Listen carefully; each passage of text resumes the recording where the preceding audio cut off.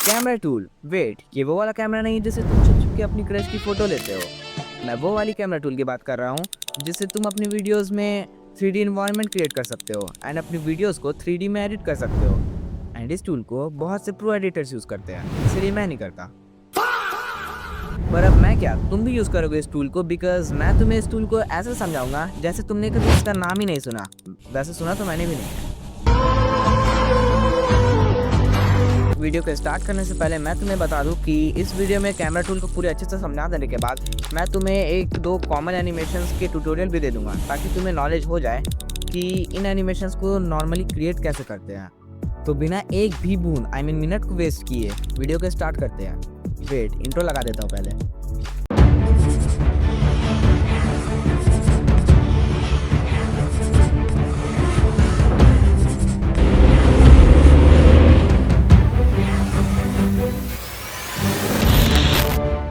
Well डम्बीज, तो कैसे हो? तो कैमरा टूल को समझने से पहले जानते हैं कि 3D कैमरा एक्चुअली में होता क्या है। होप कि इसके आंसर के बाद तुम्हें 3D कैमरा के बारे में समझ आ चुका होगा। देखो, 3D कैमरा समझने से पहले तुम्हें इसके बारे में समझना पड़ेगा। So let's break it down. See, अपने पास 3 एक्सिस होते हैं, एब्सेसिया, ऑर्डिनेट एंड एप्लीकेट। दिमाग पे लोड मत दो, ये X, Y and Z axis के नेम्स हैं। तो चलो समझते हैं कि ये होते क्या है। अगर तुम्हें कभी भी पढ़ने का मन किया है और तुमने मैथ्स की एनसीईआरटी बुक खोली है तो तुम्हें पता होगा कि एक्स एंड वाई एक्सिस क्या होता है। पर जिन्हें नहीं पता उन्हें बता दूं कि जब भी तुम किसी ऑब्जेक्ट को साइड बाय साइड मूव करते हो, मतलब राइट टू लेफ्ट या लेफ्ट टू राइट मूव करते हो, तो वो ऑब्जेक्ट एक्स एक्सिस में मूव होता है। सिंपल शब्दों में बोलूँ तो एक्स एक्सिस का काम होता है किसी भी ऑब्जेक्ट को राइट टू लेफ्ट या लेफ्ट टू राइट मूव करना। एंड सिमिलरली वाई एक्सिस का काम होता है किसी भी ऑब्जेक्ट को ऊपर से नीचे मूव कराना। मतलब जब तुम किसी भी ऑब्जेक्ट को अप टू डाउन या डाउन टू अप मूव करा रहे होते हो तब वो वाई एक्सिस पे मूव हो रहा होता है। एक्स एंड वाई एक्सिस तो क्लियर हो गया, पर जेड एक्सिस देखो, एक्स एक्सिस में object side by side move हो रहा था, वाई एक्सिस में अप टू डाउन हो रहा था, तो जेड एक्सिस में तुम्हारा सिंपली ऑब्जेक्ट आगे या पीछे मूव होता है। और जब तुम जेड एक्सिस पे ऑब्जेक्ट को मूव करोगे तो वो छोटा या बड़ा होने लगेगा। अब ऐसा इसलिए है क्योंकि जब भी कोई भी ऑब्जेक्ट अगर तुमसे दूर जा रहा है तो वो तुम्हारे पर्सपेक्टिव ऑफ व्यू से छोटा होने लगेगा, और जब भी कोई ऑब्जेक्ट तुम्हारे नज़दीक आ रहा होता है यानी वो आगे आ रहा होगा तो वो और ज़्यादा बड़ा दिखने लगेगा तुम्हें। एंड इसी रीज़न से ऐसा होता है कि हमें ऑब्जेक्ट को छोटा या बड़ा दिखने लगता है जब हम उसको जेड एक्सिस पे मूव करते हैं। और इसी चीज़ का यूज़ करके हम लोग पैरेलक्स इफेक्ट क्रिएट कर सकते हैं। अबे ये मैंने क्या बक दिया, कोई ना, इसे भी क्रिएट करना सीखेंगे। अभी तक तुम्हें सभी एक्सेसेस के बारे में पता लग चुका होगा। एंड अगर तुम्हें अभी भी कुछ भी डाउट है तो तुम मेरे इस वाले टेलीग्राम ग्रुप में ज्वाइन करके तुम कोई भी डाउट पूछ सकते हो, मैं तुम्हारा डाउट क्लियर कर दूंगा। एंड अगर मैंने रिप्लाई नहीं किया तो उस ग्रुप के एडमिन तुम्हारे रिप्लाई कर देंगे। ग्रुप का लिंक इस वीडियो के डिस्क्रिप्शन पे है। एंड अगर तुम चाहो तो तुम मेरा टेलीग्राम चैनल भी ज्वाइन कर सकते हो, वहाँ पे मैं बहुत सारे अलग अलग मटेरियल्स एंड ऐप्स के वर्किंग एपीकेस देता हूँ एंड और भी बहुत कुछ। इसका भी लिंक तुम्हें इसी वीडियो के डिस्क्रिप्शन में मिल जाएगा। अब एक्सेस समझ में आ गया है तो अब हम कैमरा टूल को समझने का काम स्टार्ट कर सकते हैं। सबसे पहले प्लस के आइकन पर क्लिक करना, ऑब्जेक्ट एंड एलिमेंट में जाना और कैमरा ऑप्शन को ऐड कर देना। उसके बाद यहाँ पर जाकर के कैमरा ऑप्शन को इनेबल कर देना। देन अब तुम कोई भी ऑब्जेक्ट ऐड करो। अब तुम कैमरा में जाओ, मूव एंड ट्रांसफॉर्म में जाओ और तुम साइड में देखोगे तो यहाँ पे तुम्हें 3 ऑप्शन मिल रहे हैं। अगर तुमने मेरा बेसिक वाला वीडियो देख रखा है तो फिर तुम्हें पता होगा ये 3 ऑप्शंस कैसे वर्क करते हैं। पर यहाँ पर कैमरा वाला ऑप्शन में थोड़ा डिफरेंटली वर्क करता है। जैसे अगर तुम नॉर्मली देखो तो तुम अगर वाई एक्सिस को मूव करोगे तो ये ऊपर से नीचे मूव हो रहा है, और जैसे तुम वाई एक्सिस में ऊपर ले जाओगे तो वो भी ऊपर हो रहा है। पर अगर वाई एक्सिस में नीचे ले जाओगे वो भी नीचे हो रहा है। उसी तरह अगर एक्स एक्सिस में तुम लेफ्ट साइड करोगे तो वो लेफ्ट जा रहा है और राइट साइड करोगे तो वो राइट जा रहा है। बट अगर तुम कैमरा वाले ऑप्शन में जाओगे तो वो उस तरह काम नहीं करता। अगर तुम इसमें वाई एक्सिस को ऊपर करोगे तो वो एक्चुअली में नीचे जाएगा, और अगर वाई एक्सिस को नीचे करोगे तो वो ऑब्जेक्ट ऊपर जाएगा। और इसी तरह एक्स एक्सिस में भी अगर तुम देखोगे कि अगर तुम लेफ्ट करोगे तो राइट जाएगा और राइट करोगे तो लेफ्ट जाएगा। तो यहाँ पे जो तुम्हारा मूव करने का लेयर है वो बस ऐसी तरह से काम करता है। उसके बाद अगर तुम सेकंड वाला ऑप्शन देखोगे तो यहाँ पे तुम्हें दिखेगा रोटेट का ऑप्शन। रोटेट का ऑप्शन यही होता है कि तुम अपने जो भी तुम्हारा ऑब्जेक्ट है उसे रोटेट कर सकते हो, पूरा फ्रेम को। यानी अगर मैं तुम्हें अभी यहाँ पे दिखाऊं, अगर मैं एक और बैकग्राउंड जैसे पीछे ऐड कर दूँ एक और शेप लेयर को, तो अब अगर तुम यहाँ पे रोटेट करोगे तो वो पूरा रोटेट हो रहा है। मतलब जो तुम्हारा कैमरा है वो पूरे स्क्रीन को रोटेट कर देगा यहाँ पर से। उसी तरह है तुम्हारा ये स्केल का ऑप्शन, तो यहाँ पर से अगर तुम इसे इंक्रीज़ करोगे तो वो इंक्रीज़ डिक्रीज़ होगा, और जैसे तुम इसे कम करोगे तो उसका जो साइज़ है वो बढ़ेगा। अगर इसे बढ़ाओगे तो उसका साइज़ घटेगा। मतलब ये भी तुम्हारा जो स्केल का ऑप्शन है वो नॉर्मल ऑब्जेक्ट के स्केल के ऑप्शन से थोड़ा डिफरेंटली वर्क कर रहा है। इसी तरह अगर तुम रोटेट के ऑप्शन में आओ और तुम अगर इसे लेफ़्ट साइड टर्न करो तो वो राइट साइड टर्न होगा, और अगर राइट साइड टर्न करो तो वो लेफ़्ट साइड टर्न होगा। Instead of right side turn करने पर राइट साइड होना, जैसे कि नॉर्मल ऑब्जेक्ट में होता है। इसका मतलब यही है कि कैमरा का ऑप्शन पे अगर तुम कोई सा भी मूवमेंट वगैरह दो तो वो जो नॉर्मल ऑब्जेक्ट का मूवमेंट होता है उससे बिल्कुल अपोजिटली वर्क करेगा। और अब आते हैं हमारा लास्टली जेड एक्सिस पे। जेड एक्सिस मैंने तुम्हें पहले नहीं बताया, अब बताता हूँ। देखो, सबसे पहले जेड एक्सिस समझाने के लिए मैं यहाँ पे दोनों ऑब्जेक्ट का अलग अलग जेड एक्सिस को चेंज कर देता हूँ। जैसे मैं अभी यहाँ पे इसका 2000 पे रख लेता हूँ और इसका जेड एक्सिस रहने देते हैं, और इसका जो स्केल है वो थोड़ा इंक्रीज़ कर देते हैं ताकि ये जिस पोजीशन पे था उसी पोजीशन के अराउंड आ जाए। देन अब यहाँ पे आ जाओ, इसके जेड एक्सिस को चेंज करते हैं। जैसे मैं इसके जेड एक्सिस को बढ़ाऊंगा, देख सकते हो मैं जो पीछे वाला येलो ऑब्जेक्ट है उसके करीब जाते जा रहा हूँ। अब यहाँ पे येलो वाला विजिबल हो गया और रेड वाला गायब हो गया। तो ऐसा इसलिए हुआ क्योंकि मेरा जो कैमरा है वो इस रेड वाले ऑब्जेक्ट को क्रॉस करके उसके पीछे चला गया। अभी देखो, अभी जो तुम्हारा रेड वाला ऑब्जेक्ट है वो इसके साथ है, पर जब मैं इसको इंक्रीज़ करते जाऊँगा, बढ़ाते जाऊँगा, तो ये रेड वाले ऑब्जेक्ट के आगे चला गया, जिसका चलते अब बस येलो वाला ही ऑब्जेक्ट विजिबल है। अगर मैं येलो वालों को छोटा कर दूँ तो ये कुछ ऐसा हो जाएगा। तो हाँ, ये उसी तरह से वर्क करता है। अब जैसे मैं इसको आगे करूँगा तो वो येलो वाला ऑब्जेक्ट विजिबल हो जाएगा पूरी तरह से। अगर मैं इसे थोड़ा छोटा कर दूँ तो तुम देख सकते हो अभी येलो वाला ऑब्जेक्ट दिख रहा है, पीछे जाऊँगा तो रेड वाला, इसको आगे करूँगा तो वो येलो वाला विजिबल होगा, रेड वाला गायब हो जाएगा। एंड कुछ इसी तरह से मूव एंड ट्रांसफॉर्म का ये सारा वर्क करता है। अब आ जाते हैं कैमरा ऑप्शंस में। तो सबसे पहले मैं तुम्हें यही बता देता हूँ कि ये कैमरा व्यू क्या है। तो अगर तुम यहाँ पर आओ मूव एंड ट्रांसफॉर्म में, उसके बाद अगर तुम इसके स्केल वाले ऑप्शन पे आओ तो तुम्हें यहाँ पे दिख रहा होगा camera zoom and view angle लिख करके। अगर तुम्हें विजिबल है तो तुम देख सकते हो यहाँ पे वो लिखा हुआ है। कुछ इसी तरह अगर तुम कैमरा ऑप्शन पे जाओ तो वो यही है।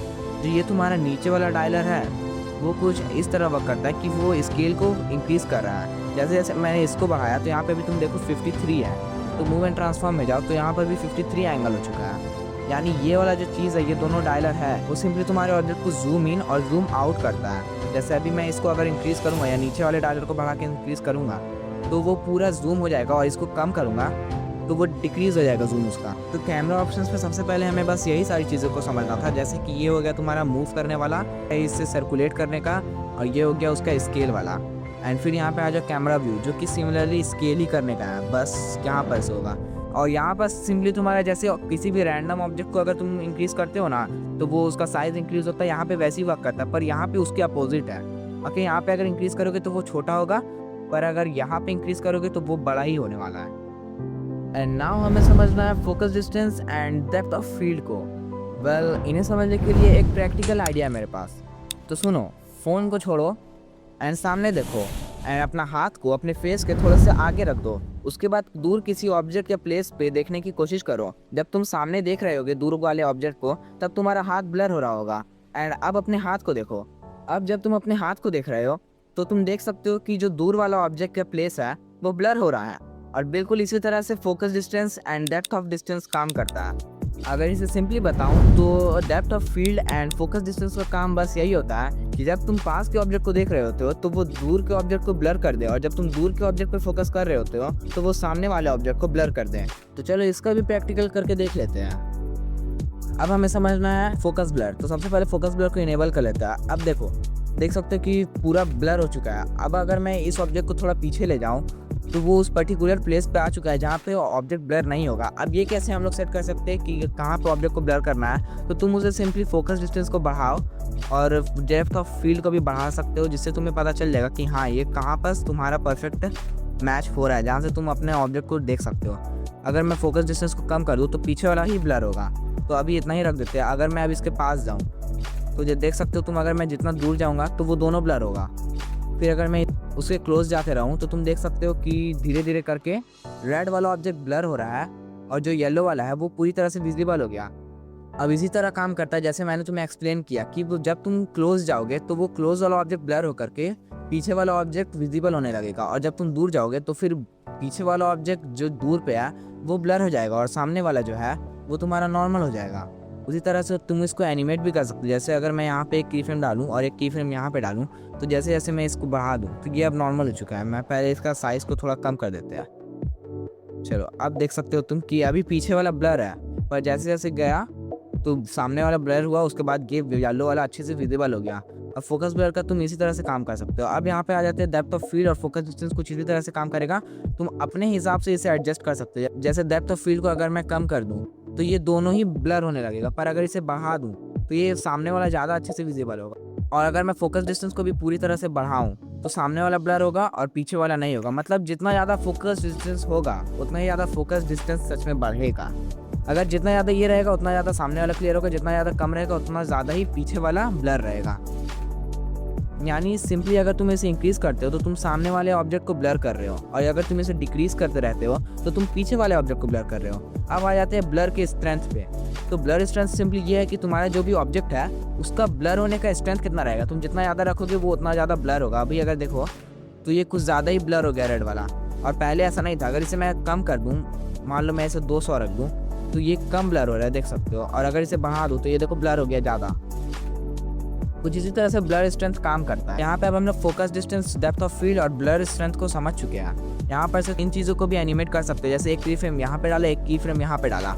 अब मैं चाहता हूँ कि यहाँ पर से तो ये सामने वाला ब्लर हो थोड़ा, ठीक है। उसके बाद अब जैसे जैसे जाऊँ तो ये दूर वाला भी ब्लर हो जाए। तो यहाँ पर मैं इसको कम कर दूंगा पूरी तरह से, देख सकते हो मैंने इसे पूरा कम कर दिया। तो यहाँ पे अब पीछे वाला भी ब्लर हो गया, यानी यहाँ पर से पूरी टाइम वही ब्लर रहेगा, ठीक है। मतलब पीछे ही वाला ऑब्जेक्ट ब्लर रहेगा, सामने वाला ऑब्जेक्ट कभी ब्लर होगा ही नहीं। उसी तरह तुम ब्लर स्ट्रेंथ को भी एनिमेट कर सकते हो। जैसे यहाँ पास तुम चाहो तो ब्लर को पूरा ज़्यादा रखो, और जैसे ये सामने आए तो इसको मैं पूरा कम कर दूँ, बस इतना सा रखूँ, तो ये इस तरह से ब्लर स्ट्रेंथ भी एनिमेट हो जाएगा। तो फोकस ब्लर में हम तीनों चीज़ों को समझ चुके हैं। अब अगर तुम चाहो कि मैंने जितना भी फोकस ब्लर वगैरह किया है वो सब मुझे रखना ही नहीं है, अच्छा नहीं लगा, मुझे करना ही नहीं वो चीज़, तो तुम सिंपली यहाँ से जो फोकस ब्लर का इनेबल वाला ऑप्शन है उसे डिसेबल कर देना, तो वो सारा ब्लर हो गया ऑफ। अब वो बस नॉर्मली ही एनिमेट होगा। अगर तुम अब इसे चाहते हो कि मैं इसे वापस से ऑन कर लूँ तो ये ऑन कर सकते हो, और ये वापस से ब्लर वाला सेटिंग ऑन हो जाएगा।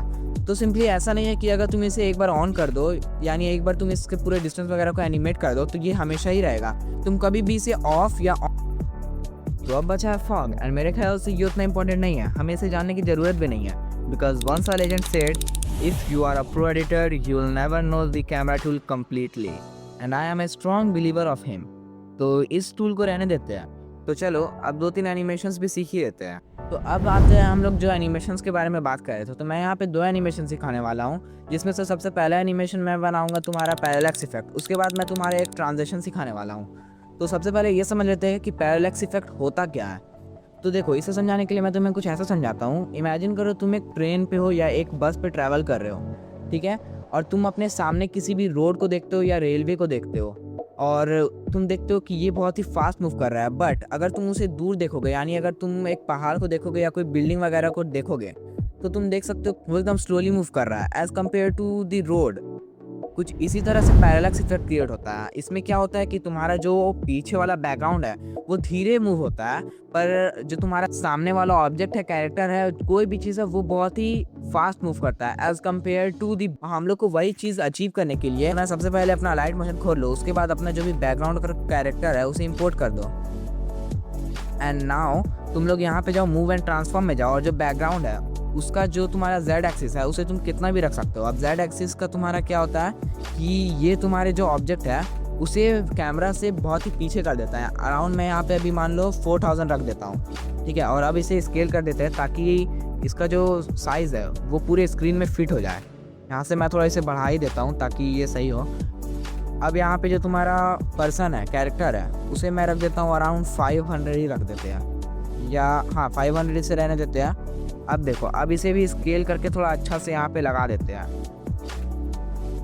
एंड नाउ हम लोग यहाँ पे कैमरा को ऐड करते हैं। और अब क्योंकि यहाँ पे मेरा कैमरा इनेबल है तो मुझे इनेबल करने की कोई ज़रूरत नहीं है। अब देखो, तुम अगर यहाँ पे देखोगे कि जैसे तुम Z एक्सिस को मूव कर रहे हो तो वो मूव हो रहा है, जैसे सामने वाला हो रहा है और ये पीछे आ गया। कुछ इसी तरह से कर सकते हो तुम इसे एनिमेट, पर अभी हम लोग को पैरेलैक्स इफेक्ट क्रिएट करना है। तो उसके लिए अब अगर तुम X एंड Y एक्सिस पे आओ, तो यहाँ पे जैसे जैसे तुम मूव कर रहे हो तो तुम देख सकते हो कि ये सामने वाला ज़्यादा मूव कर रहा है, जो तुम्हारा पर्सन है, कैरेक्टर है, वो ज़्यादा मूव कर रहा है as compare to the background, और इसी को बोलते हैं पैरेलैक्स इफेक्ट। अगर तुम चाहो तो तुम जैसे मान लो ये जो 500 है इसे और पीछे कर दो, और पीछे कर दो। मैं यहाँ पे -1000 ले लेता हूँ। ओके, -1000 यानी बहुत ही पीछे। अब अगर मैं इसे का साइज़ को छोटा कर दूँ और इसे अच्छे से यहाँ पे सेट कर दूँ, इसे और थोड़ा सा छोटा करके यहाँ पे अच्छे से सेट कर देते हैं। अब अगर तुम देखो तो ये बहुत ही फास्ट मूव कर रहा है। अभी मैंने नॉर्मली भी कैमरा में रख के मूव किया तो ये बहुत ही फास्ट मूव हुआ। तो अब तुम देखना, अगर मैं इसके XY को मूव करूँगा तो ये सामने वाला बहुत ज़्यादा मूव कर रहा है, पर पीछे वाला हल्का सा ही मूव कर रहा है। अब ये इसीलिए क्योंकि ये बहुत ही ज़्यादा सामने है कैमरा के और वो बहुत ही ज़्यादा दूर है। जैसा कि मैंने तुम्हें अभी एक्सप्लेन किया, बिल्कुल उसी तरह से ये प्रिंसिपल पे वर्क करता है। बस इसी तरह तुम्हारा पैरेलैक्स इफेक्ट क्रिएट कर सकते हो। तुम चाहो तो तुम इसे एनिमेट कर दो और ये पूरी तरह से एक पैरेलैक्स इफेक्ट क्रिएट हो जाएगा। यहाँ पे ये है, तुम मान लो यहाँ पास ऐसे रखो, तो ये रहा तुम्हारा पैरेलैक्स इफेक्ट। तो जो हमारा नेक्स्ट एनिमेशन है वो है ट्रांजिशन। ये एकदम बेसिक ट्रांजिशन है जो कि बहुत लोग यूज़ करते हैं, ठीक है। जैसे कि तुम एक विंडो से किसी और फ्रेम में जा रहे हो, कुछ इसी तरह का ट्रांजिशन है बस ये। तो अभी उसी को अचीव करने के लिए तुम्हारे पास एक ऐसा चीज़ होना चाहिए जो कि ट्रांजिशन के लायक हो। मतलब अभी मेरे पास यहाँ पे जो कंप्यूटर का स्क्रीन है, मैं उस पर एनिमेट कर सकता हूँ। तो मेरा यहाँ पे जो कंप्यूटर का स्क्रीन है वो पहले तो PNG में होना चाहिए, मतलब इसका जो बैकग्राउंड है वो नहीं होना चाहिए। तो मैं अभी सिंपली यहाँ पास इससे मास्किंग के यूज़ करके यहाँ पे कर दे रहा हूँ, क्योंकि मेरा यहाँ पे स्क्रीन है तो मुझे ज़्यादा दिमाग लगाना नहीं पड़ेगा, कोई बैकग्राउंड वगैरह उतना नहीं चाहिए। सिंपली मैं समझाने के लिए तो मैं अभी कर देता हूँ। यहाँ पे आप देख सकते हो कि पीछे का चीज़ जो मेरा पीछे वाला है वो विजिबल है, और ये जो स्क्रीन है वो अब एक PNG की तरह वर्क कर रहा है। अब यहाँ पे मैं कैरेक्टर ऐड करता हूँ। अभी देखो, अब सबके Z एक्सिस को पहले बढ़ा देते हैं। इसका Z एक्सिस मान लो मैं 10,000 रखता हूँ। ओके, तो अभी इन सभी को डिसेबल कर देते हैं। अब देखो, अब इसका मैं साइज़ को इंक्रीज़ कर देता हूँ सबसे पहले, ताकि ये फिट टू स्क्रीन हो जाए।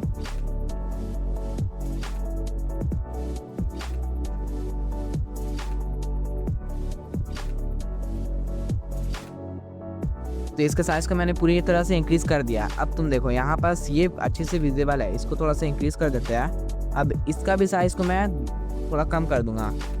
जैसे इसको ले लेते हैं थोड़ा, तुम्हारा 2000 के अराउंड रख देते। चलो, ये 2000 में रखा मैंने, और इसे भी इंक्रीज़ कर दिया इसका साइज़ को भी। अब यहाँ पे कैरेक्टर को इनेबल करो। कैरेक्टर का साइज़ को मैं 500 यहाँ पे रख देता हूँ। अब कैरेक्टर का साइज़ को 500 रख दिया, तो यहाँ पे भी इसको अच्छे से इनलाइज वगैरह करके रहने देते हैं। अब तुम कैमरा ऑप्शन को इनेबल करो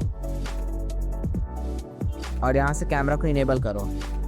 अब जैसे जैसे तुम इसको आगे बढ़ाओगे, तुम देख सकते हो कि तुम्हारा पीछे वाला विजिबल होगा। तो अब यहाँ पे ले आओ पहले एक पर्टिकुलर जगह पे जहाँ पे तुम्हारा पीछे वाला जो इमेज है या तुम्हारा जो भी एनिमेशंस वगैरह है वो विजिबल हो, और उसके बाद यहाँ पे अच्छे से इसे सेट कर दो। जैसे मुझे एकदम यहाँ पे परफेक्ट लग रहा था, तो यहाँ पे मैंने अभी इसे सेट कर दिया। अब तुम यहाँ पर से एक की फ्रेम यहाँ पे ऐड करो, या एक की फ्रेम तुम्हें जितना भी लेंथ रखना है, इंक्रीज करके रखना है, वहाँ पे ऐड कर दो, और उसके Z एक्सिस को पीछे ले जाओ। ठीक है, अब जैसे जैसे ये पीछे जाते जा रहा है, तुम देख सकते हो कि यहाँ पे जैसे जैसे मैं इसे को पीछे कर रहा हूँ, ये पीछे वाला जो हमारा कैरेक्टर और बैकग्राउंड है वो भी विजिबल हो गया। देख सकते हो कि यहाँ से जो हमारा एनिमेशन है वो परफेक्ट नहीं है। हमारा जो ट्रांजिशन है वो इस मॉनिटर के स्क्रीन से होना चाहिए था, पर वो कहीं और ही से हो रहा है, बीच से आ जा रहा है। तो उसे सही करने के लिए सबसे पहले यहाँ पे तुम्हारा जहाँ पे कैमरा का की फ्रेम है वहाँ पे एक एक मार्क लगा देते हैं। अब जिस भी लेयर में प्रॉब्लम आ रही है वहाँ पे जाओ और उसके मूव एंड ट्रांसफॉर्म में जाकर के वही जगह पे जहाँ पे मार्क किया था वहाँ पे की फ्रेम ऐड कर दो। अब यहाँ पे हम लोग देख सकते हैं कि सबसे पहले तो इसका जो Z एक्सिस है उसे कम कर दो, और फिर X एंड Y एक्सिस को इस तरह से अरेंज कर दो कि वो कुछ वहीं से एनिमेट हो। कहाँ पे स्क्रीन है वहाँ पे सेट कर देते हैं, कुछ यहाँ पे स्क्रीन है मतलब, तो यहाँ पर देख सकते हैं कुछ इस तरह से एनिमेट कर सकते हैं हम लोग। यहाँ पे आओ और यहाँ पे इसे सेट कर दो। यहाँ से इसे डिलीट करके यहाँ पे एडजस्ट कर देते हैं। अब तुम देख सकते हो कि ये थोड़ा सा परफेक्ट हो चुका है, पर अभी भी देखोगे तो उतना ज़्यादा सही नहीं है। तो इसे कम्प्लीटली फिक्स करने के लिए इसे और थोड़ा सा नीचे कर लो, और अब Z एक्सिस पे जाओ और इसका जो Z एक्सिस है उसे कम करो। यहाँ पे देख सकते हो ये स्क्रीन आ रहा होगा, तो अब इसे और अच्छे से एडजस्ट करके इसे इस तरह से सेट कर दो कि यहाँ पे जो स्क्रीन है वो हल्का ही से में ऐसे हो जाए। अब तुम देख सकते हो कि ये कितना ज़्यादा स्मूथ एनिमेशन हो चुका है। अब अगर तुम चाहो तो तुम कैरेक्टर को एनिमेट भी कर सकते हो। जैसे कि ये कैरेक्टर अचानक से ऐसे ला रहा है, तो उसे सही फिक्स करने के लिए तुम यहाँ पे एक मार्क लगा दो कहीं पे भी, और एक मार्क को जहाँ पे एनिमेशन एंड हो रहा है वहाँ पास। उसके बाद यहाँ पास पहले तुम ये देख लो कि एनिमेशन सही कहाँ पे होगा। तो यहाँ पर से मैं कैरेक्टर को नीचे कर रहा हूँ ताकि कैरेक्टर नीचे से आता हुआ ऐसे लगे। तो अब उस जो की फ्रेम था उसे मैं पीछे कर देता हूँ ताकि वो कैरेक्टर थोड़ा पहले ही से एनिमेट हो। तो उसके बाद अब तुम देख सकते हो कि ये कितना ज़्यादा परफेक्ट हो चुका है।